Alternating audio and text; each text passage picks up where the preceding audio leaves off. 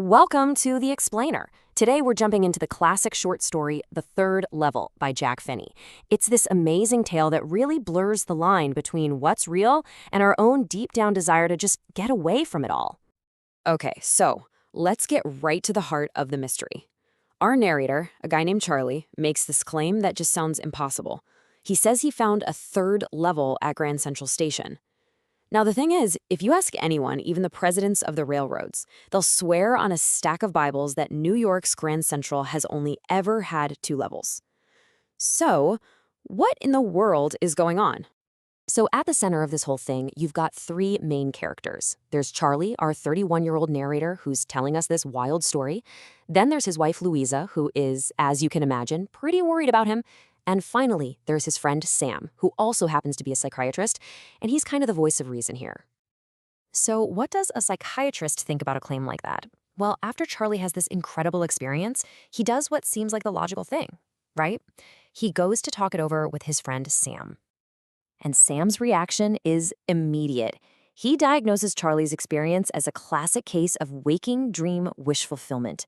It's basically a psychological escape hatch. It's not a dream you have when you're asleep, but a full-blown fantasy your mind cooks up to deal with stress while you're wide awake. And according to Sam, there's plenty to escape from. His argument is that the modern world is just jam-packed with insecurity, fear, war, and worry. So from his point of view, the third level isn't a real place at all. No way. It's just a mental hideout Charlie built for himself to find the peace he just can't get in his real life. And it's not just Sam. Pretty much everyone in Charlie's life is on board with this very logical, very rational explanation.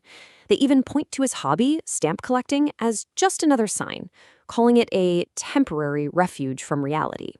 Just another way for him to zone out and forget his problems. But here's the thing. Charlie is not having it. He insists it wasn't some daydream. He argues it was absolutely real, and he remembers every single detail. So let's get into his side of the story, because the specifics are what make it so believable. He describes this place that's completely different from the Grand Central he knows. The ticket windows, there are fewer of them, and they're smaller. The information booths are made of old-school wood, and the whole place is lit by this soft, flickering light from open-flame gaslights. I mean, there are even brass spittoons on the floor, a detail that's straight out of the 1800s. And the people were different too. He saw guys with derby hats and these huge handlebar mustaches, and women wearing dresses with those big, puffy leg of mutton sleeves. Even the train sitting there was an old locomotive with a funnel-shaped smokestack. It was like he'd literally walked into another century. And then he finds it. The one thing that proves he isn't crazy. He sees a newsboy selling a newspaper called The World, and the date on the front page is as clear as day, June 11th, 1894. The main story is about President Cleveland. For Charlie, this is the moment. This is his proof. He's completely sold. He runs right up to the ticket window and tries to buy 2 tickets to Galesburg, Illinois, this peaceful little town he's always dreamed of going back to. But when he pulls out his modern cash, the clerk just gives him this look. He thinks the money's fake and threatens to get the cops. Charlie has no choice but to get out of there, fast.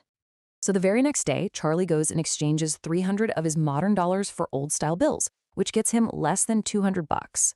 But it's no use. He tries and tries, but he can never find that hallway to the third level again.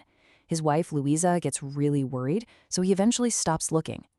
And then, just when you think the story's over, something really strange happens. His friend Sam, the voice of reason, the guy who said it was all just a dream, he vanishes. Poof, gone. Nobody knows where he went. So one night, Charlie's just kind of sifting through his grandfather's old stamp collection when he finds something that absolutely should not be there. It's called a first day cover. Basically, when a new stamp comes out, collectors will mail an envelope to themselves with that new stamp on it on the very first day, just to get the postmark. The thing is, this particular one was never in his collection before. The postmark is from Galesburg, Illinois, and it's dated July 18, 1894. He opens it, and inside is a letter. It's from Sam, and it says, "Charlie, I got to wishing you were right, and now I believe you were. Keep looking for the third level. It's real, and it's worth it." And suddenly, it all just clicks into place for Charlie. He even goes to the stamping coin shop and finds out that Sam had bought $800 worth of old-style currency. The conclusion is just inescapable. Sam, the psychiatrist who called it all a delusion, had found the third level for himself, and he escaped. He's actually living in 1894. This twist is just incredible, isn't it? It completely flips the entire story on its head. It makes us question that whole logical explanation and leaves us with this huge mystery about time, reality, and that powerful human need to escape to a simpler time. So what do you think the third level really is? Is it a literal, actual portal through time that both Charlie and Sam managed to find?